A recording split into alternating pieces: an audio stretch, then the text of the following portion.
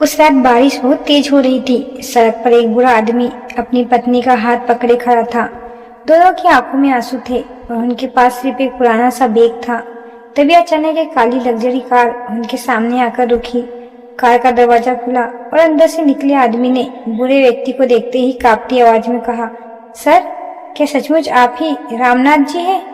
बूढ़े आदमी ने हैरानी से उसकी तरफ देखा। उसे नहीं पता था कि अगले कुछ मिनटों में उसकी जिंदगी पूरी तरह बदलने वाली है। ये कहानी एक ऐसे पिता की है जिसने अपने बेटे की खुशी के लिए अपनी पूरी जिंदगी खपा दी, लेकिन जब बुढ़ापे का सहारा बनने का समय आया तो वही बेटे उसके सबसे बड़े दुश्मन बन गए। मगर कहते हैं ना, ऊपर वाला देर करता है, अंधेर नहीं। जब न्याय का समय आता है तो किस्मत भी करवट बदल देती है। करीब 30 साल पहले रामपुर नाम के कस्बे में रामनाथ और उनकी पत्नी सावित्री रहते थे। दोनों की शादी को 8 साल हो चुके थे, लेकिन उनकी गोद सुनी थी। गांव वाले ताने मारते थे, रिश्तेदार बातें सुनाते थे। कई बार तो सावित्री रात रात भर रोती रहती, लेकिन रामनाथ हमेशा उनका हौसला बढ़ाते हुए कहते, भगवान देर से देता है, लेकिन जब देता है तो झोली भर देता है। एक दिन उनकी जिंदगी में खुशियों का सूरज निकला। सावित्री ने एक बेटे को जन्म दिया। पूरे गांव में मिठाई बांटी गई। उस बच्चे का नाम अजय रखा गया। 3 साल बाद दूसरा बेटा विजय भी पैदा हुआ। अब वो रामनाथ और सावित्री की दुनिया ही बदल गई थी। दोनों बच्चे की परवरिश में उन्होंने खुद को पूरी तरह झोंक दिया। रामनाथ का एक छोटा सा व्यापार था। वह अनाज और किराए का थोक काम करते थे। कमाई बहुत ज्यादा नहीं थी, लेकिन ईमानदारी उनकी सबसे बड़ी पूंजी थी। शहर में लोग कहते थे कि अगर रामनाथ ने कोई बात कह दी तो उसे लिखित समझो। उनके शब्द की कीमत कागज के समझौते से भी ज्यादा थी। समय तेजी से बीतता गया। अजय और विजय बड़े होने लगे। रामनाथ ने कभी अपने बच्चों की पढ़ाई में कोई कमी नहीं आने दी। कई बार ऐसा हुआ कि घर का खर्चा चलना मुश्किल हो गया, लेकिन उन्होंने बेटे की फीस समय पर भरी। सावित्री अपने पुराने गहने बेच देती, लेकिन बच्चों की जरूरत में कमी नहीं आने देती। जब अजय कॉलेज में पहुंचा तो उसने नई बाइक की जिद पकड़ ली। उस समय रामनाथ की आर्थिक स्थिति अच्छी नहीं थी, फिर भी उन्होंने बैंक से लोन लेकर बेटे की इच्छा पूरी कर दी।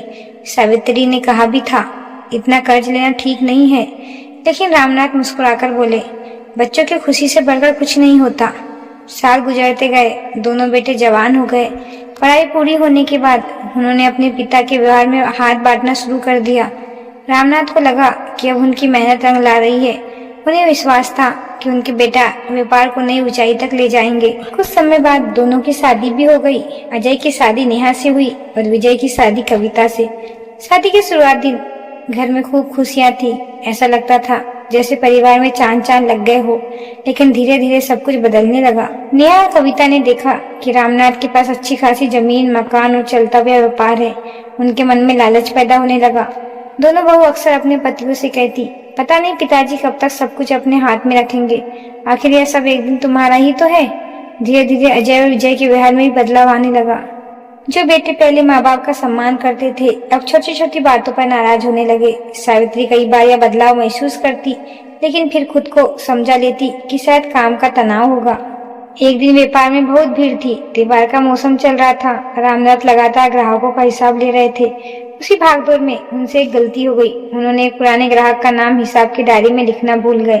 कुछ दिन बाद वह ग्राहक पैसे लौटाने आया। रामनाथ ने मुस्कुराते हुए कहा, भाई, नाम तो मैं लिखना भूल गया, लेकिन रकम मुझे याद है। ग्राहक ने हिसाब मिलाया तो रकम बिल्कुल सही निकली। वह बहुत प्रभावित हुआ। उसने कहा, रामनाथ जी, आपकी ईमानदारी को सलाम है। आजकल ऐसे लोग कहाँ मिलते हैं। यह बात सुनकर ग्राहक तो खुश होकर चला गया, लेकिन अजय का चेहरा गुस्से से लाल हो गया। उसे लगा कि उसके पिता अब बूढ़े हो चुके हैं और व्यापार संभालने लायक नहीं रहे। उसी रात उसने विजय और अपनी पत्नी नेहा को कमरे में बुलाया। अजय ने धीमी आवाज में कहा, अगर यही हाल रहा तो एक दिन पिताजी पूरा व्यापार डुबा देंगे। विजय बोला, तो क्या करे? नेहा के चेहरे पर चालाक की मुस्कान आ गई। उसने कहा, समस्या का हल बहुत आसान है। कैसे? विजय ने पूछा। नेहा बोली, जब जहाज का कप्तान कमजोर हो जाए तो जहाज किसी और को संभाल लेना चाहिए। अजय समझ गया कि वह क्या कहना चाहती है। उस रात देर तक कमरे में बातचीत होती रही। चारों ने मिलकर एक ऐसा फैसला लिया जिसने आने वाले दिन में पूरे परिवार की किस्मत बदल दी। पूरा रामनाथ और सावित्री अपने कमरे में बैठे भविष्य के सपने देख रहे थे। उन्हें लगता था कि अब बुढ़ापा आराम से कटेगा। उन्हें क्या पता था कि जिन बेटों को उन्होंने अपनी दुनिया समझा था, वही उनकी दुनिया उजाड़ने की तैयारी कर रहे हैं, लेकिन कहानी में सबसे बड़ा रहस्य अभी सामने आने वाला था। रामनाथ की जिंदगी का ऐसा राज जिसे उन्होंने 30 साल से अपने सीने में दबा कर रखा था, एक ऐसा राज जो समय आने पर अजय और विजय की पूरी दुनिया हिला देने वाला था। सुबह होते ही घर का माहौल सामान दिखने लगा, लेकिन सच यह था कि उस घर की दीवारों के पीछे एक ऐसी साजिश जन्म ले चुकी थी जो रामनाथ और सावित्री की जिंदगी बदलने वाली थी। अजय और विजय ने रात को जो फैसला लिया उस पर काम करना शुरू कर दिया। दोनों भाई ने सबसे पहले अपने पिता का भरोसा ही उनके खिलाफ इस्तेमाल करने की योजना बनाई। उन्हें पता था कि रामनाथ बिना पढ़े कभी किसी कागज पर हस्ताक्षर नहीं करते, लेकिन अपने बेटों पर आंख बंद करके भरोसा जरूर करते हैं। यही भरोसा अब उनके लिए सबसे बड़ा हथियार बनने वाला था। उधर रामनाथ हमेशा की तरह सुबह जल्दी उठे, पूजा की और दुकान के लिए निकल गए। रास्ते में मिलने वाला हर आदमी उन्हें सम्मान से नमस्ते करता, कोई उनकी ईमानदारी की तारीफ करता तो कोई उनके व्यापार की। लेकिन उन्हें क्या पता था कि जिन बेटों को उन्होंने अपनी पहचान बनाया था वही उनकी पहचान मिटाने की तैयारी कर रहे हैं। दुकान पहुंचते ही रामनाथ काम में लग गए। त्योहार का मौसम करीब था, इसलिए ग्राहकों की भीड़ लगने लगी थी। वो सीधी नजर कुछ कागज लेकर उनके पास पहुंचा और बोला, पिताजी यह नए गोदाम के दस्तावेज है, कुछ जरूरी साइन करने हैं। रामनाथ उस समय ग्राहक में व्यस्त थे। उन्होंने बिना ज्यादा ध्यान दिए कागजों पर हस्ताक्षर कर दिए। अजय के चेहरे पर हल्की मुस्कान आ गई। यह खेल यही नहीं रुका। अगले कई दिनों तक कभी बैंक के नाम पर, कभी टैक्स के नाम पर, कभी लाइसेंस के नाम पर अलग अलग कागज उनके सामने लाए जाते और रामनाथ अपने बेटों पर भरोसा करके हस्ताक्षर करते रहे। उधर नेहा और कविता भी अपने पतियों को उकसाने का कोई मौका नहीं छोड़ती थी। नेहा कहती, जब तक सब कुछ अपने नाम पर नहीं होगा तब तक चैन नहीं मिलेगा। कविता भी उसका साथ देती और कहती, इतनी बड़ी संपत्ति यूं ही हाथ से निकल गई तो सारी जिंदगी पछताएंगे। धीरे धीरे दोनों भाइयों के दिल में लालच इतना बढ़ गया कि अब उन्हें अपने माँ बाप से बोझ लगने लगे। एक शाम सावित्री चाय लेकर कमरे में आई तो उन्होंने देखा कि चारों लोग कुछ कागज देखकर धीरे धीरे बात कर रहे हैं। जैसे ही वह अंदर पहुंची सबने कागज छुपा लिया। सावित्री को थोड़ा अजीब लगा, लेकिन उन्होंने ज्यादा ध्यान नहीं दिया। उसी रात रामनाथ पुराने बक्से की सफाई कर रहे थे। अचानक उन्हें एक पुराना लिफाफा मिला। जैसे ही उन्होंने उसे हाथ में लिया उसकी आंखों में एक अलग सी चमक दिखाई दी। उन्होंने लिफाफा खोला। अंदर एक तस्वीर थी। तस्वीर को देखते ही उनके चेहरे के भाव बदल गए। ऐसा लग रहा था जैसे कोई पुरानी यादें अचानक जिंदा हो गई हो। तभी पीछे सावित्री की आवाज आई, क्या देख रहे हो जी? रामनाथ घबरा गए और तस्वीर तुरंत वापस लिफाफे में रख दी। वह बोले, कुछ नहीं, पुरानी यादें हैं। लेकिन सावित्री ने पहली बार उनके चेहरे पर ऐसी बेचैनी देखी। उधर खिड़की के बाहर खड़ा विजय यह सब देख रहा था। उसने साफ देखा कि उसके पिता किसी बात से घबराए भी है। रात को उसने अजय को सारी बात बता दी। अजय कुछ देर सोचता हुआ बोला, लगता है पिताजी हमसे कोई बड़ा राज छुपा रहे हैं। विजय ने कहा, अगर उस राज का संबंध किस संपत्ति से हुआ तो? यह सुनते ही दोनों भाई की आंख में चमक आ गई। अब उनका लालच पहले से भी ज्यादा बढ़ चुका था। अगले दिन अजय छुपके से उस पुराने बक्स तक पहुंचा। उसने पूरे बक्सों की तलाशी ली, लेकिन उसे वह लिफाफा नहीं मिला, क्योंकि रामनाथ ने उसे दूसरी जगह छुपा दिया था। अजय गुस्से से भर गया। उसे लगा था कि कोई बहुत बड़ा रहस्य उससे दूर है। उधर रामनाथ को भी अब अपने बेटों के व्यवहार में बदलाव साफ दिखाई देने लगा। पहले जहाँ बेटे हर बात पूछते थे, अब उन्हें नजरअंदाज करने लगे। पहले जो बहुएं सम्मान से बात करती थी, अब उनके चेहरे पर बनावटी मुस्कान दिखाई दी। फिर भी रामनाथ अपने मन को समझाते रहे कि शायद यह उनका वहम हो। कुछ दिन बाद ऐसा दिन आया जिसने सब कुछ बदल दिया। अजय एक फाइल लेकर आया और बोला, पिताजी यह आखिरी कागज है, इसके बाद सारे सरकारी काम पूरे हो जाएंगे। रामनाथ ने फाइल खोली भी नहीं और हस्ताक्षर कर दिए। जैसे ही उन्होंने साइन किए, अजय और विजय ने एक दूसरे की तरफ देखा। दोनों के चेहरे पर ऐसी मुस्कान थी जैसे उन्होंने कोई बहुत बड़ी जंग जीत ली। उन्हें नहीं पता था कि उसी समय किस्मत कहीं और बैठकर उनके लिए एक ऐसा खेल तैयार कर रही थी जिसकी उन्होंने कल्पना भी नहीं की थी। उसी रात रामनाथ ने अपने कमरे में बैठे थे। उन्होंने फिर वही पुराना लिफाफा निकाला। तस्वीर को देखते हुए इनकी आंखों में आंसू आ गए। उन्होंने धीरे से कहा, अब शायद वह समय आने वाला है जब यह सच दुनिया के सामने आएगा। तभी अचानक कमरे के बाहर किसी के कदमों की आवाज सुनाई दी। रामनाथ ने जल्दी से तस्वीर छुपा दी, लेकिन उन्हें नहीं पता था कि इस बार सिर्फ विजय नहीं बल्कि अजय भी उनकी जासूसी कर रहा था। दोनों भाई को यकीन हो गया था कि उनके पिता के पास ऐसा रहस्य है जो करोड़ों की संपत्ति से जुड़ा हुआ है, और अब उन्होंने तय कर लिया कि चाहे कुछ भी करना पड़े वे उस रहस्य तक पहुंच कर रहेंगे। लेकिन उन्हें नहीं पता था कि जिस यश को पाने के लिए वे बेचैन है वही एक दिन उनकी बर्बादी का कारण बनेगा। और सबसे बड़ा झटका उन्हें तब लगने वाला था जब उन्हें पता चलेगा कि रामनाथ आखिर है कौन। अजय और विजय को पूरा विश्वास हो चुका था कि उनके पिता उनसे कोई बहुत बड़ा राज छुपा रहे हैं, लेकिन फिलहाल उनकी सबसे बड़ी खुशी यह थी कि जिस योजना पर वे महीनों से काम कर रहे थे वह लगभग सफल हो चुका था। अगले ही सप्ताह वकील ने उन्हें बुलाया और कुछ कागज उनके सामने रख दिए। कागज देखते ही दोनों भाई के चेहरे खिल उठे। वकील मुस्कुराते हुए बोला, बधाई हो, अब लगभग सारी संपत्ति कानूनी रूप से तुम दोनों के नाम हो चुकी है। यह सुनकर दोनों की खुशी ठिकाना नहीं रहा। घर लौटते समय दोनों भाई रास्ते पर भविष्य के सपने देखते रहे। उन्हें लग रहा था कि अब पूरा कारोबार, मकान और जमीन पर सिर्फ उनका अधिकार है। उधर रामनाथ और सावित्री को इस बारे में कुछ भी पता नहीं था। वे आज भी अपने बेटों पर उतना ही भरोसा करते थे जितना बचपन में किया करते थे। अगले दिन रामनाथ रोज की तरह दुकान जाने के लिए तैयार हुए। उन्हें साफ कपड़े पहने, भगवान का नाम लिया और दुकान पहुंच गए। लेकिन दुकान में कदम रखते ही उन्हें कुछ अजीब सा महसूस हुआ। उनकी कुर्सी पर अजय बैठा हुआ था और विजय सामने ग्राहकों से बात कर रहा था। रामनाथ मुस्कुराते हुए बोला, अरे बेटा, आज मेरी कुर्सी पर कैसे बैठ गए? अजय ने बिना उठे जवाब दिया, क्योंकि अब यह कुर्सी मेरी है। रामनाथ पहले तो इसे मजाक समझे, लेकिन जब उन्होंने अजय का चेहरा देखा तो उनकी मुस्कान गायब हो गई। उन्होंने पूछा, क्या मतलब? तभी विजय ने एक फाइल उनके सामने रख दी। रामनाथ ने जैसे ही फाइल खोली उनके हाथ कांपने लगे। कागजों में साफ लिखा था कि दुकान, गोदाम, मकान और जमीन का मालिकाना हक अब अजय और विजय के नाम पर हो चुका है। कुछ पल के लिए रामनाथ को लगा कि शायद उनकी आंखें धोखा खा गई है। उन्होंने दोबारा कागज पढ़े, फिर तीसरी बार पढ़े, लेकिन सच नहीं बदला। उनकी पूरी जिंदगी की कमाई अब उनके नाम नहीं थी। उन्होंने कांपती आवाज में पूछा, यह सब कैसे हुआ? अजय कुर्सी से पीछे टिकते हुए बोला, उसी तरह जैसे अपने हर बार हम पर भरोसा करके बिना पढ़े साइन किए थे। यह सुनते ही रामनाथ का दिल टूट गया। उन्होंने कहा, बेटा, अगर तुम्हें सब कुछ चाहिए था तो एक बार कहते, मैं खुशी खुशी तुम्हारा नाम कर देता। धोखा देने की क्या जरूरत थी?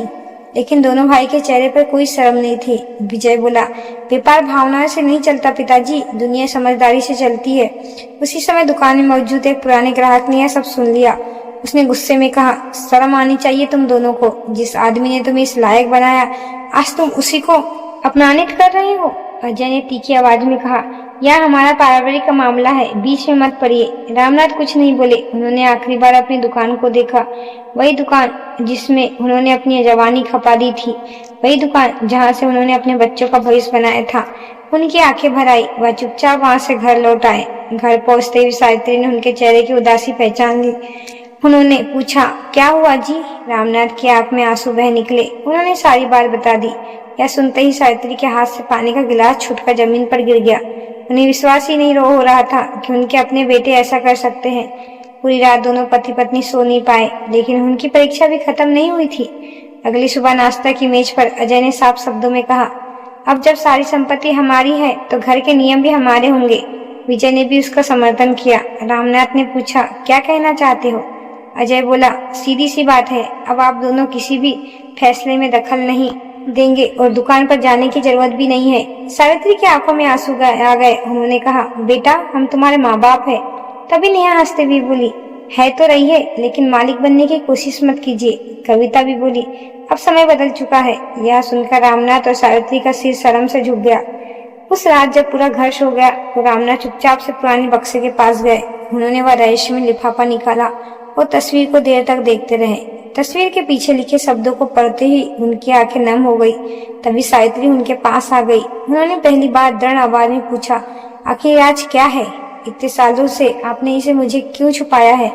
रामनाथ कुछ देर तक चुप बैठा, फिर उन्होंने गहरी सांस ली और बोले, मैं यह बात कभी किसी को नहीं बताना चाहता था, लेकिन अब शायद समय आ गया है। सावित्री ने तस्वीर हाथ में ली। तस्वीर देखते ही उनके चेहरे का रंग उड़ गया। उन्होंने हैरानी से पूछा, यह बच्चा कौन है? रामनाथ की आंखों से आंसू बहने लगे। उन्होंने यही बात सच है जिसने मुझे 30 साल तक चैन से जीने नहीं दिया। तभी कमरे के बाहर हल्की सी आहट हुई। दोनों को पता नहीं था कि दरवाजे के बाहर कोई खड़ा है। वह व्यक्ति और कोई नहीं बल्कि अजय था। वह काफी देर से उनकी बातें सुन रहा था। तब इसके कानों में रामनाथ के शब्द पड़े, यह बच्चा हमारा बेटा नहीं है। यह सुनते ही अजय के पैरों तले जमीन खिसक गई। उसके चेहरे का रंग उड़ गया। उसका दिल तेजी से धड़कने लगा। आखिर वह बच्चा कौन था? रामनाथ किस बेटे की बात कर रहे थे? और वह ऐसा कौन सा रहस्य था जो 30 साल बाद सामने आने वाला था। अजय घबराकर वहां से चला गया, लेकिन अब उसकी रातों की नींद उड़ गई थी।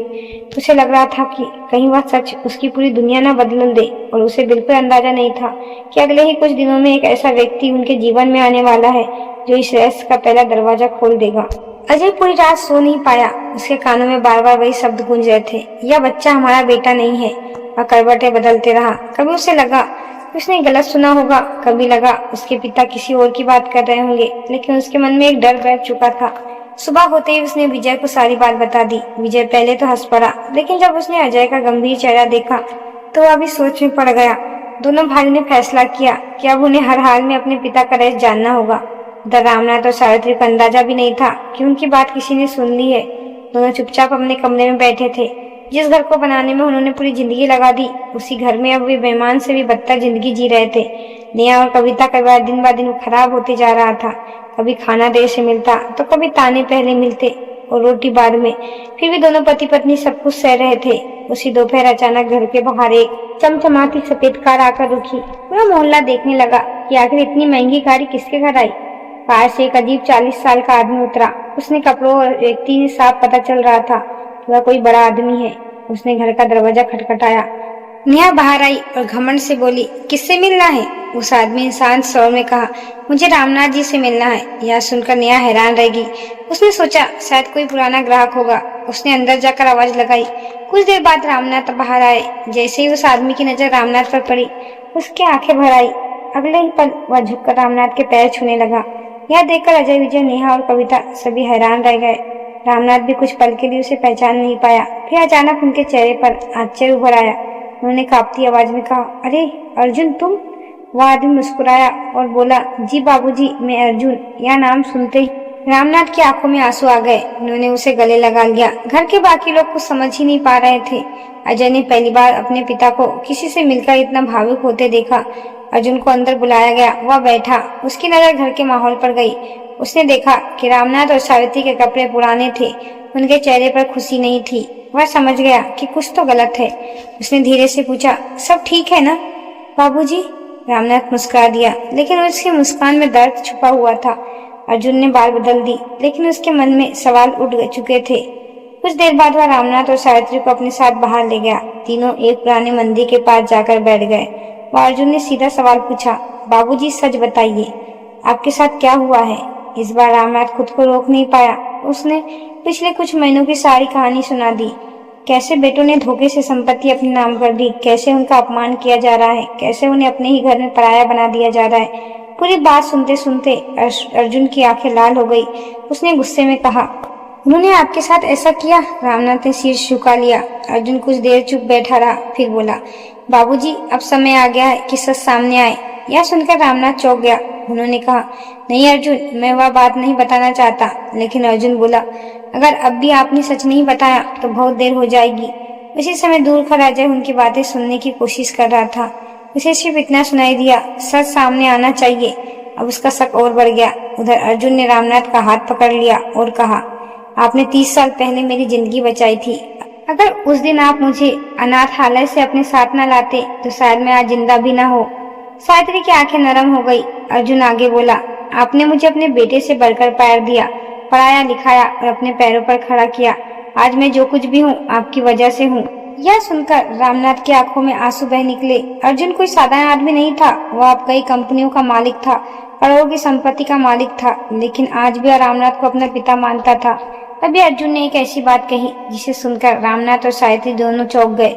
अर्जुन बोला, बाबूजी, मैंने आपकी एक बात कभी नहीं मानी थी। रामनाथ ने पूछा, कौन सी बात?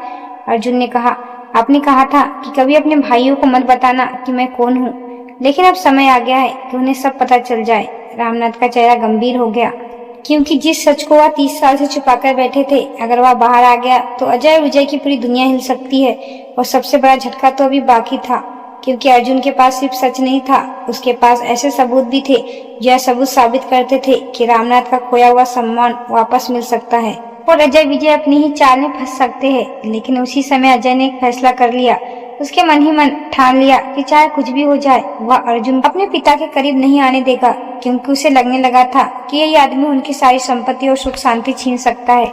उसे नहीं पता था कि असली खेल तब शुरू होने वाला था। मन में अब डर घर का भर चुका था। उसे लग रहा था कि अर्जुन का आना कोई साधारण बात नहीं थी। जिस आदमी को उसके पिता इतने सम्मान से गले लगा रहे थे वह जरूर उनकी जिंदगी का कोई बड़ा हिस्सा रहा होगा।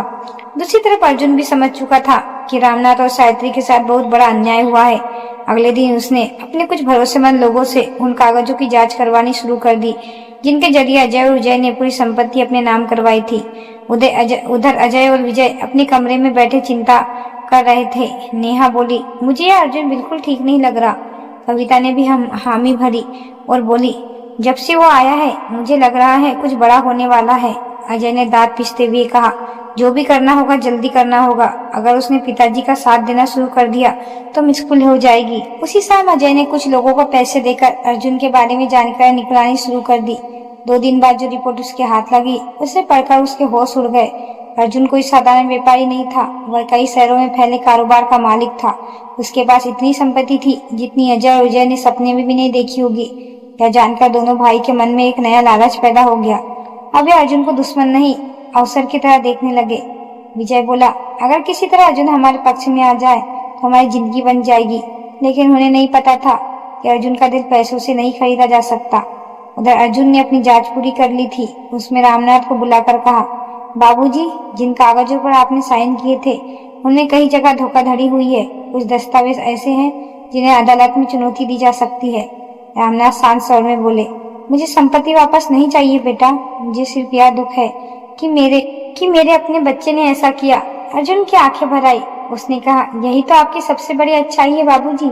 जिसने आपको लूटा उसके लिए भी आपका दिल नफरत नहीं है। कुछ दिन बाद एक ऐसी घटना हुई जिसने पूरे परिवार को हिला दिया। सावित्री की तबीयत अचानक खराब हो गई। कई दिनों की चिंता और अपमान ने उनके शरीर को कमजोर कर दिया था। डॉक्टर ने जांच के बाद कहा कि उन्हें आराम और अच्छे माहौल की जरूरत है। यह सुनकर अर्जुन तुरंत उन्हें अपने साथ शहर ले जाने को तैयार हो गया। लेकिन अजय और विजय ने इसका विरोध किया। उन्हें डर था कि अगर रामनाथ और सावित्री अर्जुन के साथ चले गए तो कहीं बड़ा राज सामने न आ जाए। उस रात अजय छुपके से रामनाथ के कमरे में गया। उसने पहली बार नरम आवाज में कहा, पिताजी, हमें माफ कर दीजिए, हमसे गलती हो गई है। रामनाथ ने उसकी तरफ देखा। उन्हें लगा शायद बेटे को अपनी गलती का एहसास हो गया है, लेकिन सच्चाई कुछ और थी। अजय सिर्फ यह जानना चाहता था कि अर्जुन आखिर कौन है। उसने बातों बातों में पूछा, पिताजी, अर्जुन आपके लिए इतना सब क्यों कर रहा है? रामनाथ कुछ पल चुप रहे, फिर बोले, क्योंकि रिश्ते सिर्फ खून से नहीं बनते बेटा। यह सुनकर अजय और ज्यादा उलझ गया। अगली सुबह अर्जुन सावित्री को अस्पताल ले गए। वहीं डॉक्टर से बात करते समय एक बुजुर्ग व्यक्ति अर्जुन को देखकर चौंक गया। वह कई साल पहले उसी अनाथालय में काम करता था जहां अर्जुन पला था। उसने मुस्कुराकर कहा, बेटा, तुम्हें देखकर खुशी हुई। क्या तुम्हें कभी अपने असली माता पिता के बारे में पता चला? अर्जुन ने सिर हिला दिया। तभी वह बुजुर्ग बोला, तुम्हारे बारे में एक फाइल थी जिसे वर्षों पहले किसी ने सुरक्षित रखवा दिया था। यह सुनते ही अर्जुन चौंक गया। उधर अस्पताल के बाहर खड़ा अजय यह सब सुन रहा था। अब मामला सिर्फ संपत्ति का नहीं रह गया। कहीं न कहीं अर्जुन के अतीत में ऐसा राज छिपा था। सब कुछ बदल सकता था। 2 दिन बाद वह पुरानी फाइल मंगवाई गई। जब फाइल खोली गई तो अंदर कुछ पुराने कागज, एक तस्वीर और एक पत्र रखा था। अर्जुन ने जैसे ही पत्र पढ़ना शुरू किया उसके हाथ कांपने लगे। पत्र में लिखा था, अगर यह पत्र तुम्हारे हाथ पहुंचा तो समझना कि तुम्हारे जीवन का सबसे बड़ा सच सामने आने वाला है। तुम्हें अनाथालय में छोड़ा नहीं गया था, तुम्हें वहां पहुंचाया गया था। अर्जुन की आंखें फैल गई। रामनाथ और सावित्री भी स्तब्ध रह गए। और जब पत्र की अगली पंक्ति पढ़ी गई तो कमरे में सन्नाटा छा गया, क्योंकि उसमें जिस व्यक्ति का नाम लिखा था उसे सुनकर अजय और विजय की दुनिया हिलने वाली थी। अर्जुन के हाथ कांप रहे थे। कमरे में मौजूद हर व्यक्ति उसकी तरफ देख रहा था। रामनाथ और सावित्री की सांसें तेज हो चुकी थी। अजय और विजय भी दूर खड़े बेचैन से उस पत्र के बारे में जानना चाहते थे। अर्जुन ने धीरे धीरे पत्र का अगला हिस्सा पढ़ना शुरू किया। उसमें लिखा था, जिस बच्चे को आज दुनिया अर्जुन के नाम से जानती है वह वास्तव में किसी अनाथालय में जन्मा बच्चा नहीं था। उसके माता पिता एक बड़े हादसे में मारे गए थे। उस हादसे के बाद कुछ लालची रिश्तेदार उसकी संपत्ति हड़पना चाहते थे, इसलिए बच्चे को रास्ते से हटाने की योजना बनाई गई थी। लेकिन एक दयालु व्यक्ति ने उसकी जान बचाकर उसे सुरक्षित जगह पहुंचा दिया। अर्जुन की आंखों में आंसू बहने लगे। उसने कांपती आवाज में पूछा, वह व्यक्ति कौन था? तभी रामनाथ ने सिर झुका लिया। सावित्री की आंखें भर आई। पत्र में आगे लिखा था, जिस व्यक्ति ने तुम्हें बचाया उसका नाम रामनाथ है। और पढ़ते ही अर्जुन फूट फूट कर रो पड़ा। उसने तुरंत उठकर रामनाथ के चरण पकड़ लिए। उसकी आवाज भारी हो गई। बाबूजी, आपने मुझे कभी यह क्यों नहीं बताया? रामनाथ ने उसके सिर पर हाथ फेरते हुए कहा, क्योंकि बेटा, मैंने तुम्हारी मदद इंसानियत के लिए की थी, किसी बदले की उम्मीद में नहीं। कमरे में मौजूद सभी लोग भावुक हो गए, लेकिन कहानी का सबसे बड़ा झटका भी बाकी था।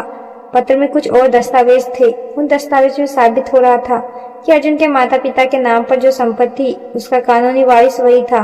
वर्षों पहले वह संपत्ति सरकारी निगरानी में चली गई थी, क्योंकि कोई वारिस सामने नहीं आया था। अब सारे सबूत मिलने के बाद वह संपत्ति कानूनी रूप से अर्जुन को मिलने वाली थी। वह संपत्ति इतनी बड़ी थी कि उसके सामने अजय और विजय द्वारा हड़पी गई संपत्ति बहुत छोटी लगती थी। उधर अजय और विजय के चेहरे का रंग उड़ चुका था। उन्हें पहली बार एहसास हुआ कि जिस व्यक्ति को वे अपने रास्ते का कांटा समझ रहे थे, वह करोड़ों अरबों की संपत्ति का असली मालिक निकल सकता है। लेकिन अब बहुत देर हो चुकी थी।